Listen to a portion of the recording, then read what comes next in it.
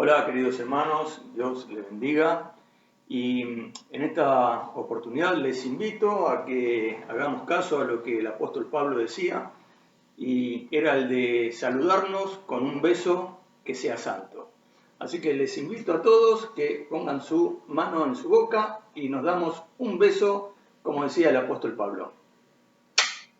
Dios les bendiga. Es un gusto poder estar con ustedes nuevamente y miren, en este tiempo yo estaba pensando y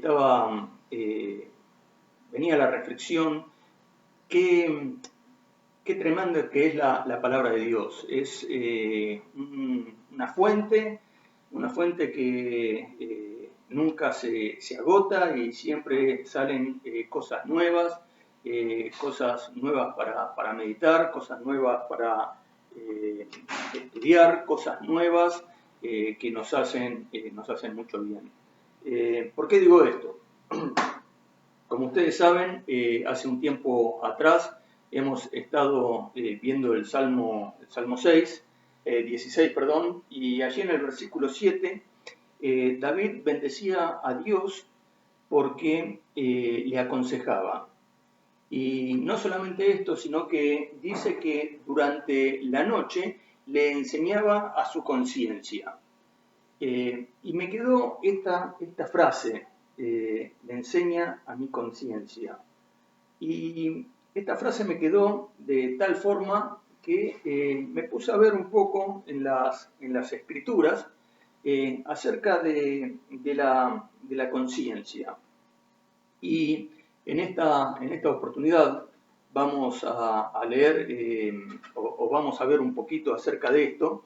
Y obviamente esto no es un tratado ni una disertación de psicología, ni mucho menos. Vamos a tratar de basarnos pura y exclusivamente en lo que dice la palabra de Dios.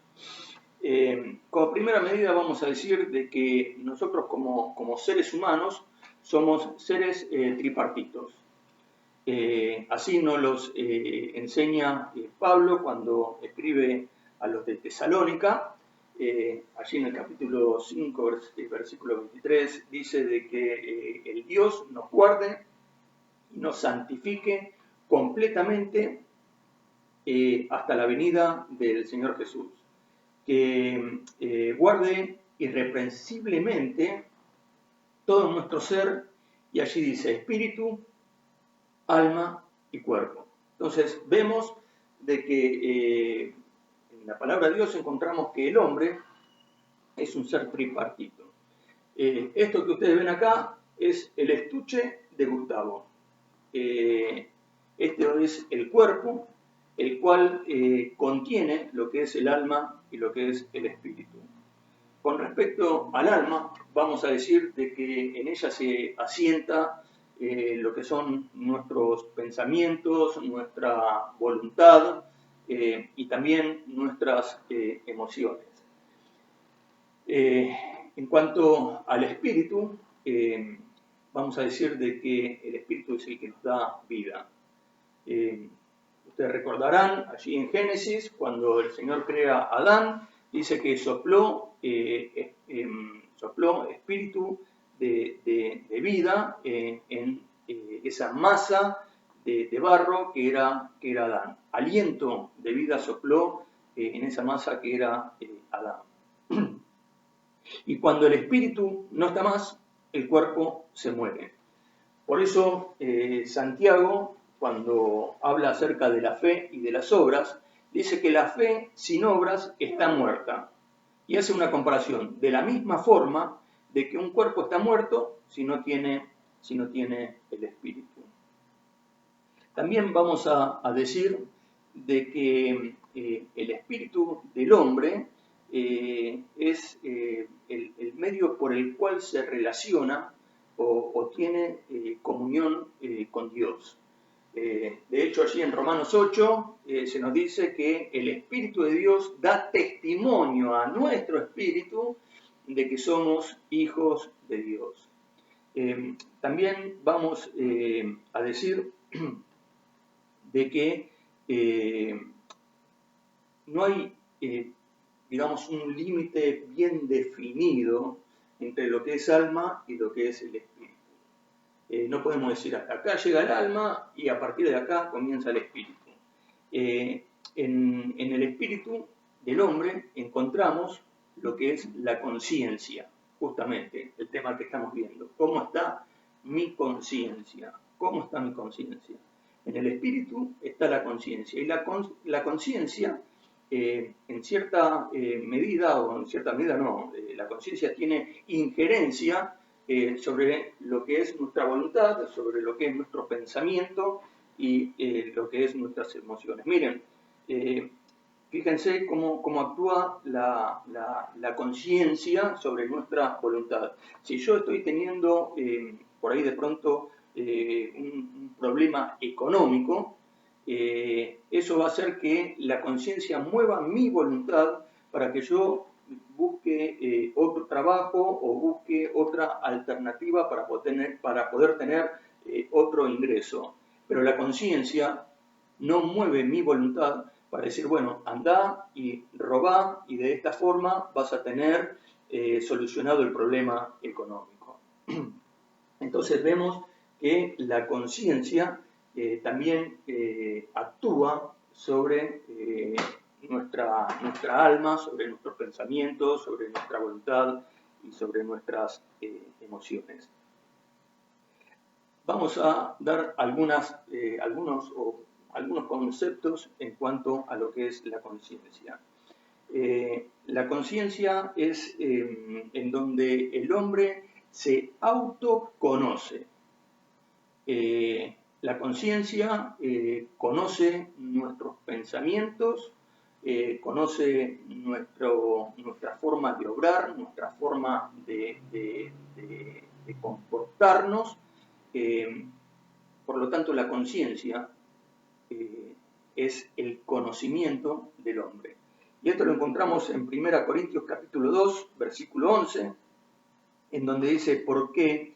¿Quién de entre los hombres puede saber las cosas del hombre? Sino el espíritu del hombre que está en él. Y después dice que de esta misma forma nadie conoce las cosas de Dios sino el espíritu de Dios. Entonces la conciencia es el autoconocimiento de la persona. En la conciencia se asienta la moral del hombre. La conciencia nos dice qué es lo que está bien y qué es lo que está mal.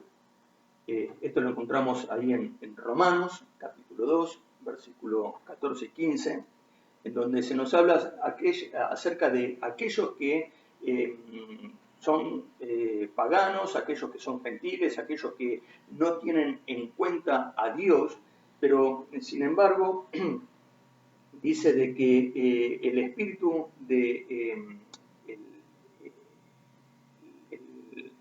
dice que hacen por naturaleza lo que la ley demanda, textualmente. Hacen por naturaleza lo que la ley demanda. Y después dice en el versículo 15, y de esta manera demuestran que llevan la ley escrita en su corazón, pues su propia conciencia da testimonio y sus propios razonamientos lo acusarán o los defenderán.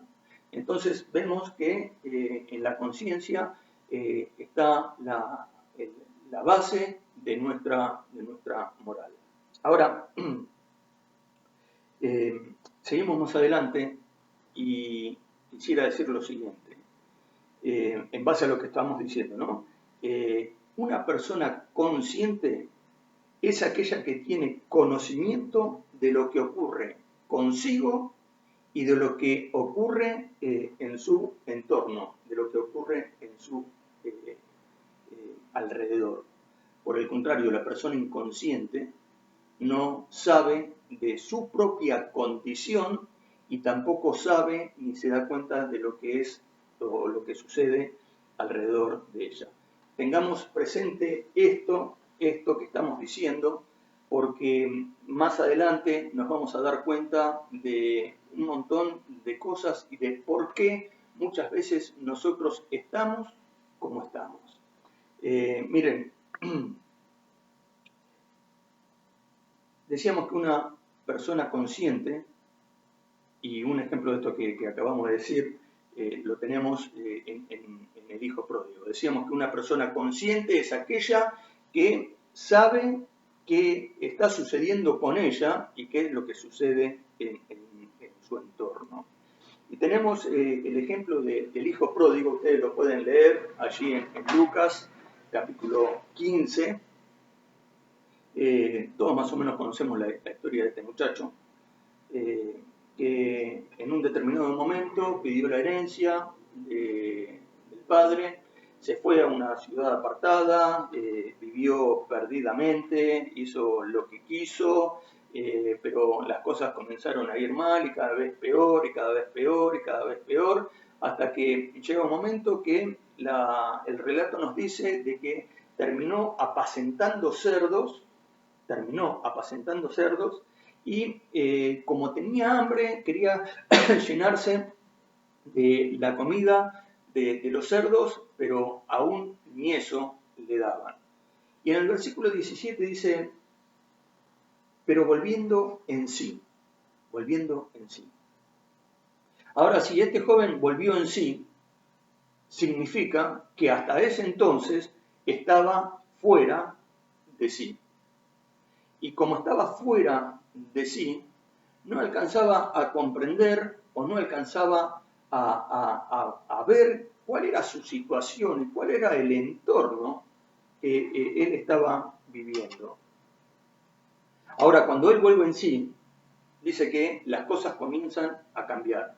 Se da cuenta de su situación, se da cuenta del entorno en el cual estaba viviendo, y cuando vuelve en sí, vuelve a recobrar su identidad. ¿Por qué decimos esto? Porque cuando vuelve en sí, dice, en la casa de mi padre. ¿Cuántos jornaleros hay? O sea, volvió a tener conciencia de que él era hijo del padre. Después dice, me levantaré e iré a mi padre y le diré, etcétera, etcétera, etcétera. Mi padre. Comienza a reconocer su identidad de hijo, a pesar de que no se consideraba digno de serlo. Y esto en otra oportunidad lo vamos a ver porque no vamos a hacer a tiempo. Nos está hablando acerca de una conciencia de pecado, una conciencia de culpabilidad. Pero fíjense que cuando vuelve en sí, la conciencia vuelve a tener control sobre su voluntad, porque dice, me levantaré e iré. Y se levantó y fue. La conciencia, cuando vuelve en sí, comienza a tener pensamientos claros.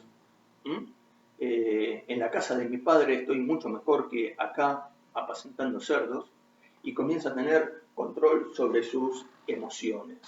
Por eso decíamos de que muchas veces a consecuencia del pecado, a consecuencia de un entendimiento entenebrecido, no alcanzamos a percibir, no alcanzamos a ser conscientes de cuál es la situación que estamos viviendo, cuál es la situación que está viviendo nuestro entorno, y cuando es así, qué bueno es hacer caso a la conciencia, y que la conciencia tome, podríamos decir así, autoridad sobre nuestra voluntad para cambiar y para revertir toda esta situación.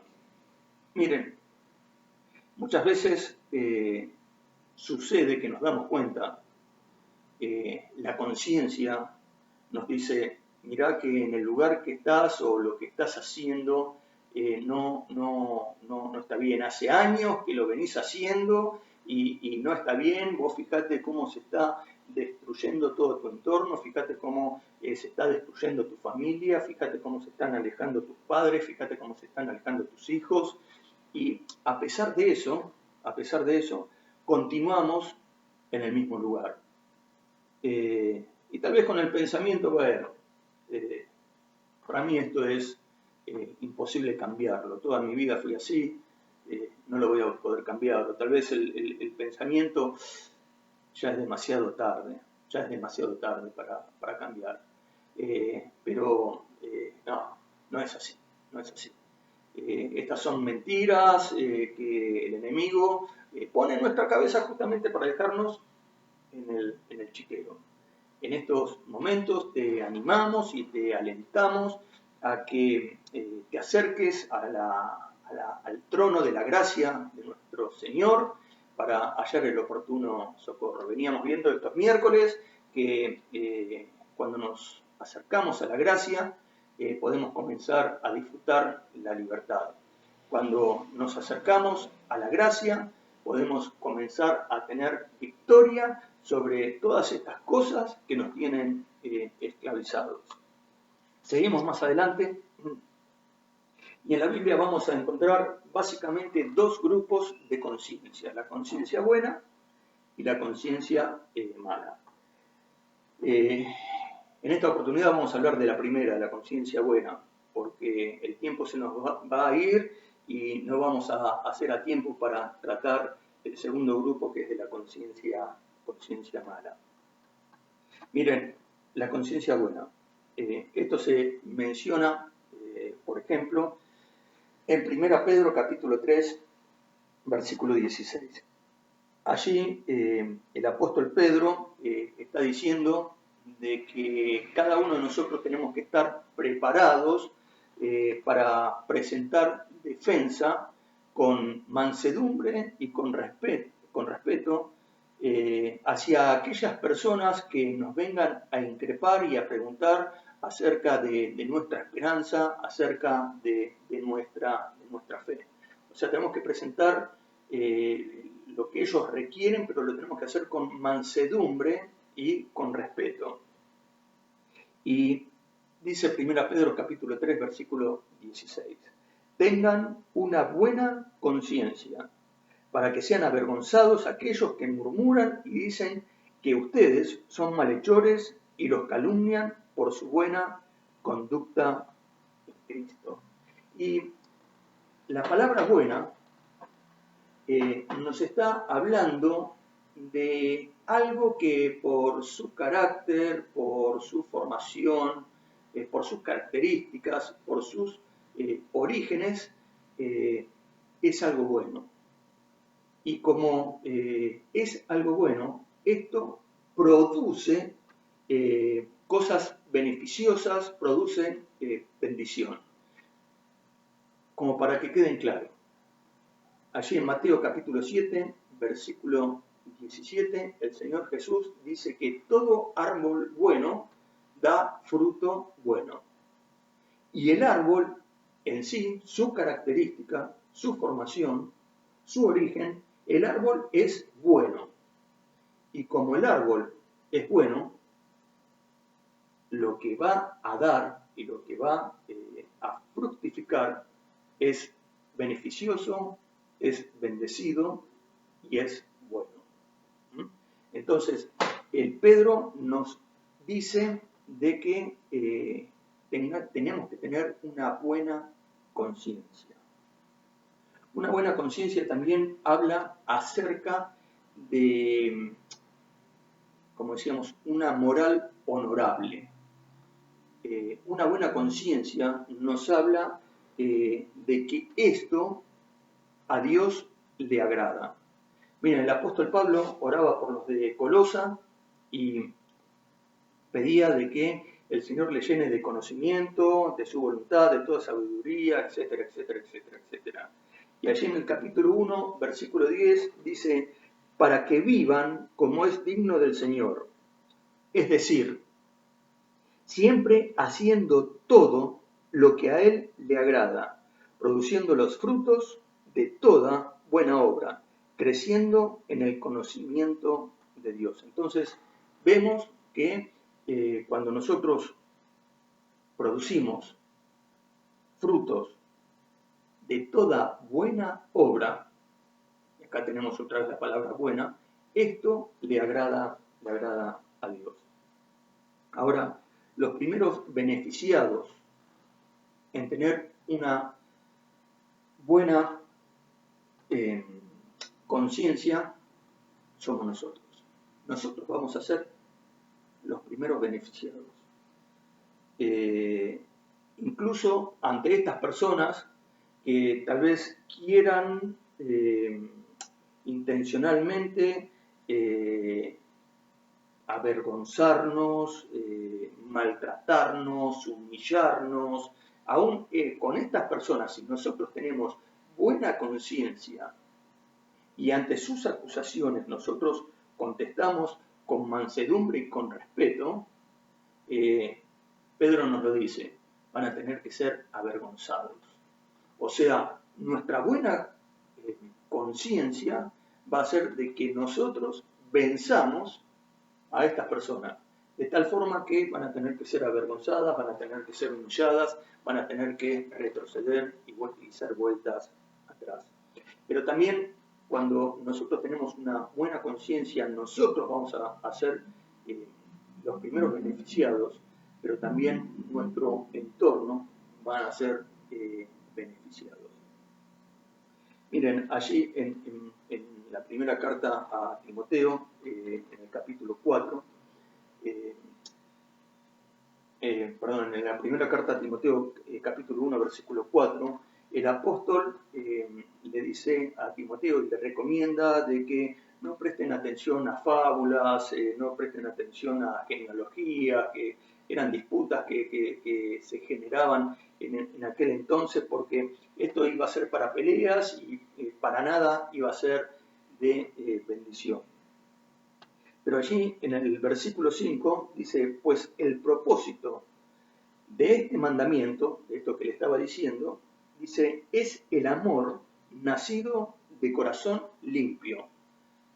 Es el amor nacido de corazón limpio y de buena conciencia y de fe no fingida.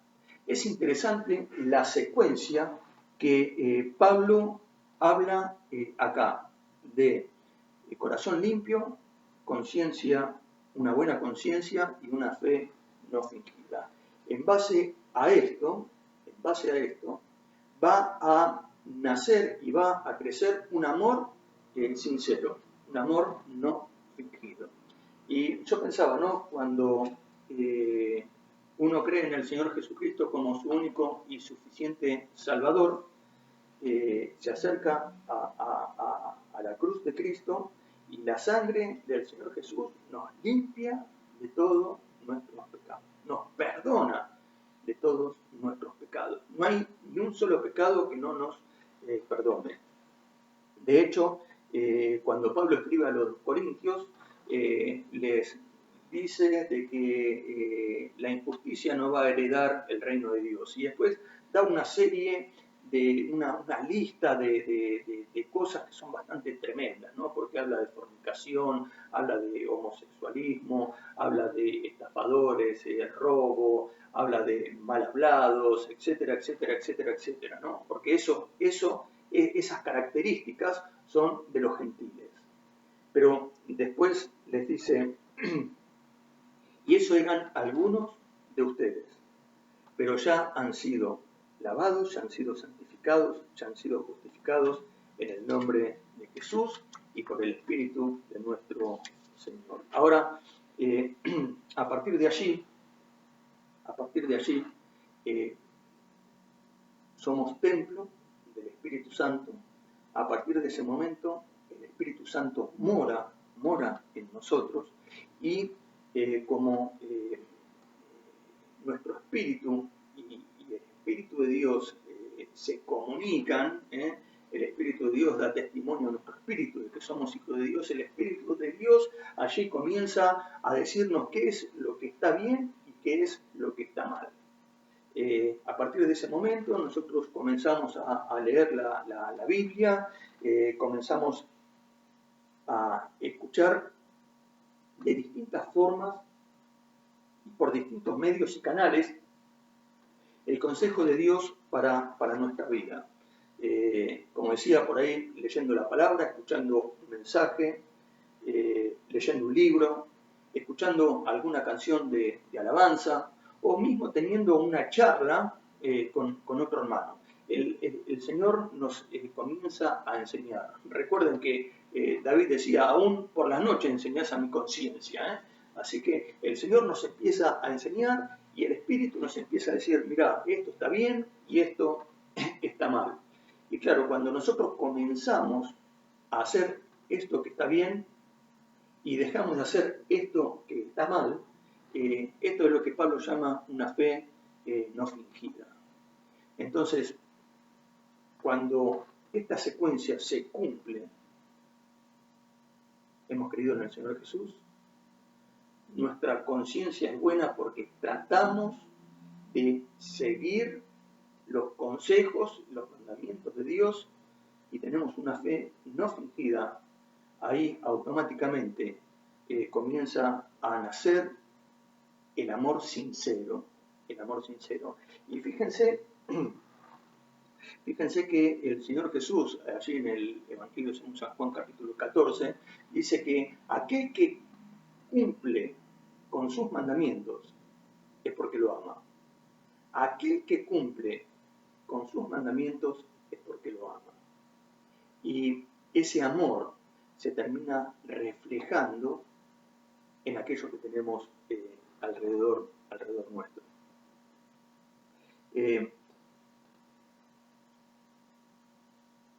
Fíjense que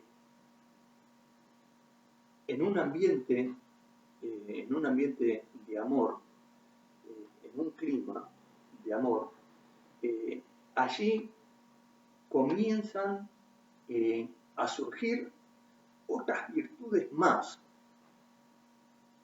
que ayudan a que ese ambiente social en el cual nosotros estamos sea bendecido, sea de bienestar para nosotros y para los que nos rodean. ¿Y cuáles son esas virtudes? Bueno, las encontramos ahí en 1 Corintios capítulo 13.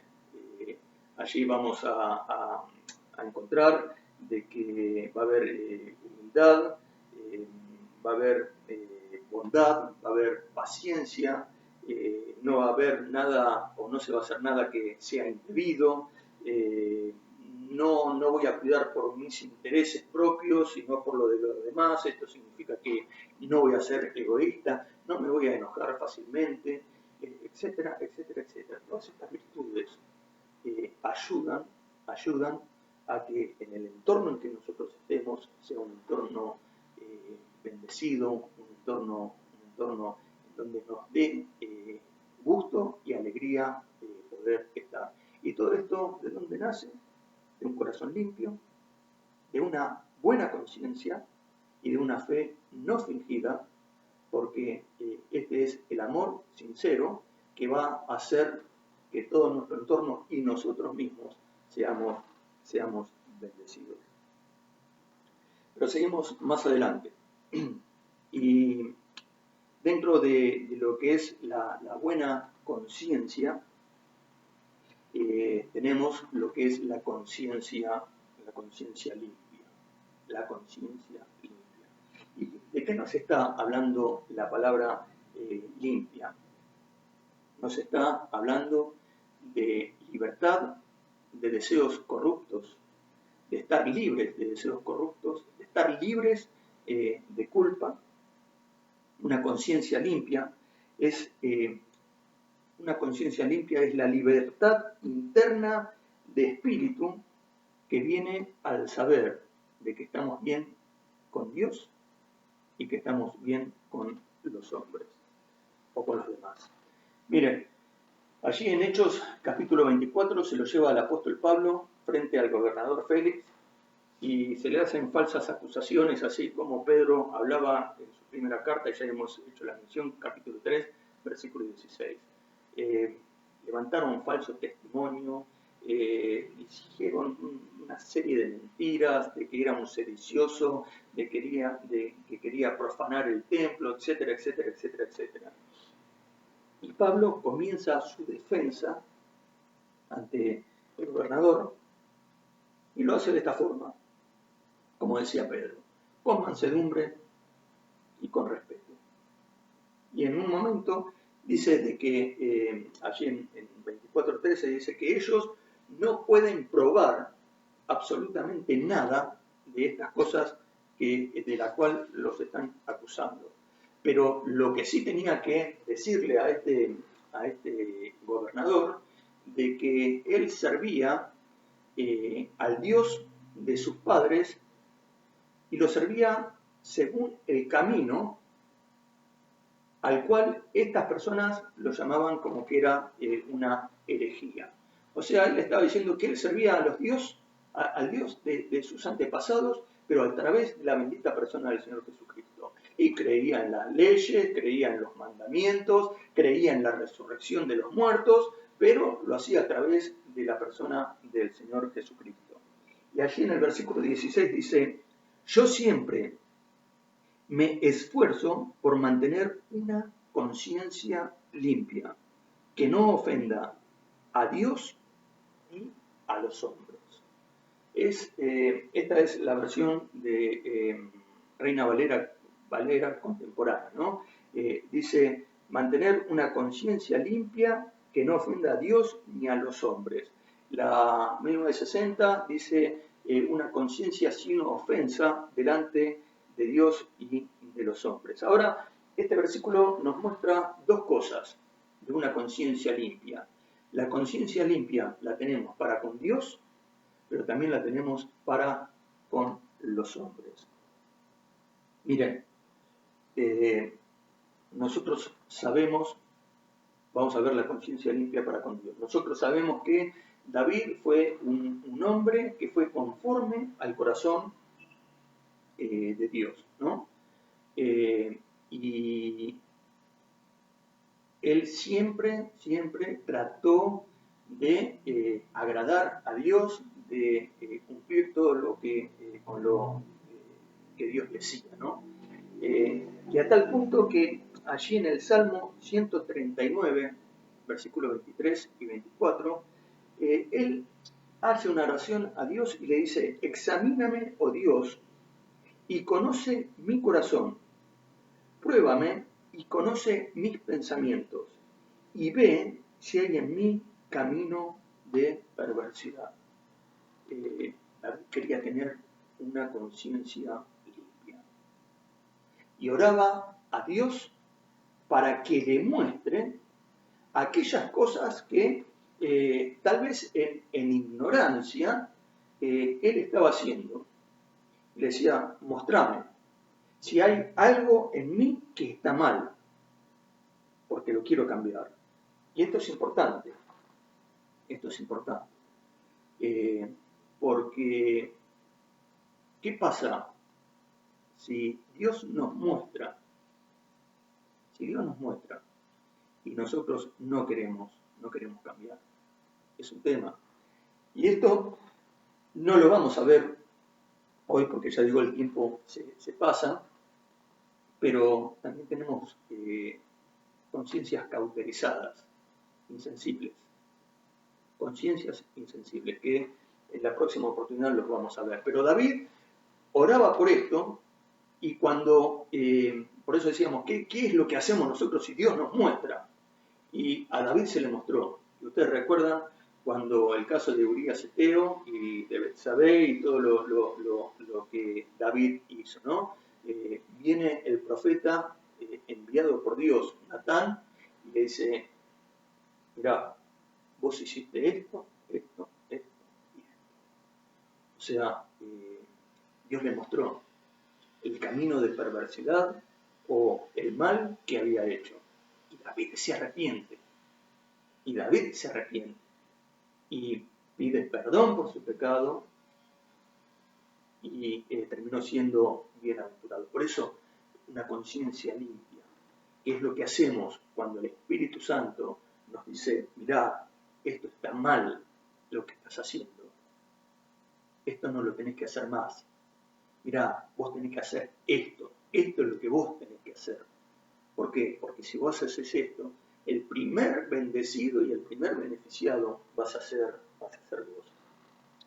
Pero también tenemos que tener una limpia conciencia para con los hombres, para con aquellos que nos rodean.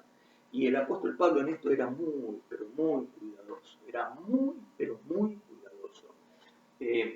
Hay varios pasajes, pero cuando le escribe a los de Tesalónica, allí él les dice, ustedes mismos saben cómo seguir nuestro ejemplo. ¿Por qué les dice esto? Porque mientras él estuvo allí en Tesalónica, trabajó para no vivir de otras personas. Se comportó y se manejó en una forma ejemplar, para que nadie, absolutamente nadie, pudiera hablar mal de él. Dice que ni comemos el pan de nadie sin pagarlo, sino que de día y de noche trabajamos muy duro y sin descanso para no ser una carga a ninguno de ustedes. Y Pablo le dice, ustedes mismos saben cómo seguir nuestro ejemplo. Pablo siempre se cuidó de estas cosas, de tener una limpia conciencia en su comportamiento para con aquellos que le rodeaban. Acá noté algunas cosas. ¿Qué significa tener una conciencia limpia? Significa no herir ni ofender a nadie. Y si heriste y ofendiste a alguien, bueno, anda a pedir perdón. Anda a pedir perdón. Si heriste y ofendiste a alguien, anda a pedir perdón. Entonces, esta es una forma de limpiar tu conciencia. No robar, no hurtar, ni sustraer nada a nadie, y ni siquiera a Dios.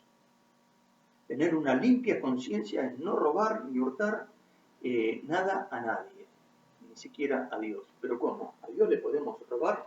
Sí, a Dios le podemos robar. Les invito a que lean en Malaquías, capítulo 3, versículo 8. Dios le dice a su pueblo, ustedes me están robando. Ustedes me están robando. Y el pueblo decía, no sé, es que te estamos robando. Y bueno, hay muchas formas de robar a Dios. Con nuestros ingresos, no dándole la parte a Dios que le corresponde, con nuestro tiempo, también podemos robar a Dios con nuestro tiempo, en vez de tener un tiempo de comunión a solas con Él, que tanto bien nos hace, y bueno, nos pasamos tiempo mirando la tele y muchos de los mensajes que hemos escuchado en este tiempo de cuarentena justamente se dedicaba a esto. ¿Qué tiempo le estamos dando a Dios en estos momentos en donde sobra el tiempo? En donde sobra el tiempo. Una conciencia limpia es la de no mentir. Y si alguna vez mentiste, bueno, anda a pedir perdón a aquella persona a la cual le has mentido. Una conciencia limpia es la fidelidad en el matrimonio. Y al decir esto, estoy hablando de la fidelidad en el aspecto, digamos, sexual, pero en todas las áreas de la vida matrimonial, la fidelidad. Como por ejemplo, mi esposa puede agarrar libremente mi celular y registrarlo de punta a punta. Fidelidad en el matrimonio. Eso es tener limpia la conciencia, no tener sentimientos de amargura o resentimientos contra alguien, eso es tener limpia la conciencia, no tener una actitud de falta de perdón hacia alguien. Y cuántas personas conocemos de que no arreglaron la situación en vida con la otra persona y luego esta persona pasa a la eternidad y no hubo la oportunidad de arreglar la situación, de pedirse perdón, y esta señora o esta persona tiene una conciencia de culpabilidad encima por el hecho de no haber perdonado a tiempo. Y esto no le deja tener una conciencia limpia. Una conciencia limpia es sujeción a las autoridades. Sujetarnos a la autoridad, ya sea mamá, ya sea papá, ya sea nuestros jefes, ya sea la maestra, ya sea las autoridades. Una conciencia limpia es la sujeción a la autoridad. Una conciencia limpia es ser agradecido. Una conciencia limpia es necesaria para tener buena salud. Sí, una conciencia limpia es necesaria para tener una buena salud. Porque si tenemos la conciencia sucia, podríamos decir así, vamos a ir por la vida llevando una tremenda carga invisible sobre nuestras espaldas. Y esta carga va a hacer de que afloren muchas enfermedades de distintos tipos. Una conciencia limpia ayuda a crear nuevas relaciones y nuevas amistades. Una conciencia limpia.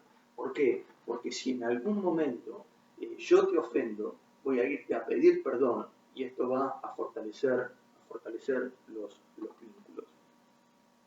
Una conciencia limpia ayuda a dar un testimonio eficaz, porque si yo, por ejemplo, estafo a una persona, ¿cómo después voy a ir a hablarle de Cristo?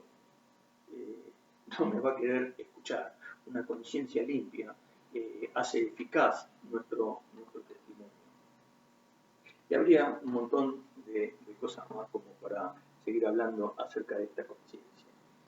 Pero también tenemos una conciencia perfecta, y esta la encontramos en Hebreos, capítulo 9, versículo 9. Allí el escritor a los hebreos se nos habla acerca de los sacrificios que se hacían en la antigüedad, que si yo pecaba o cometía un error tenía que llevar aquel sacrificio, entregárselo al sacerdote que era un mediador, y este sacerdote lo sacrificaba para el perdón de pecados.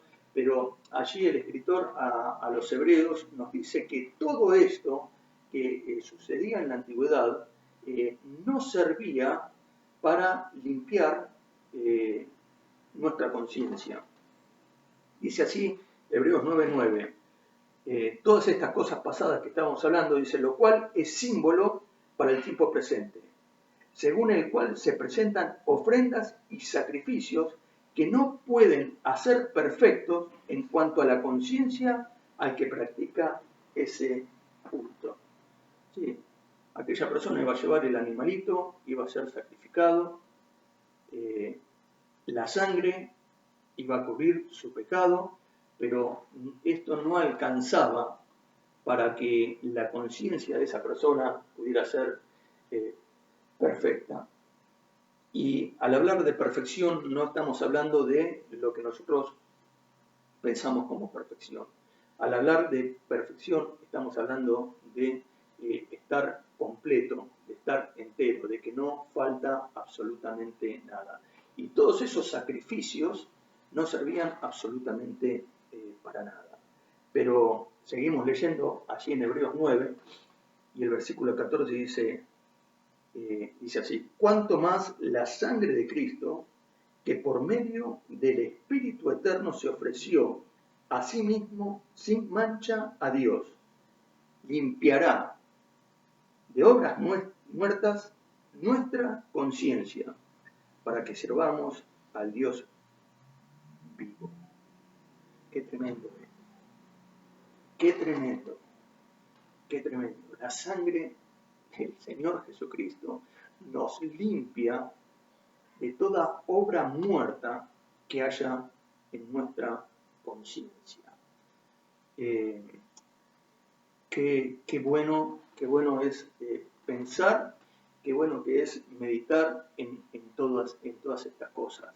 Que el Señor nos ayude a cada uno de nosotros a poder tener una buena conciencia. Cada uno de nosotros seamos receptivos a lo que el Espíritu nos dice a cada uno de nosotros, aquellas cosas que hay que cambiar, que hay que modificar, que hay que comenzar a hacer para poder tener una buena conciencia. ¿Por qué?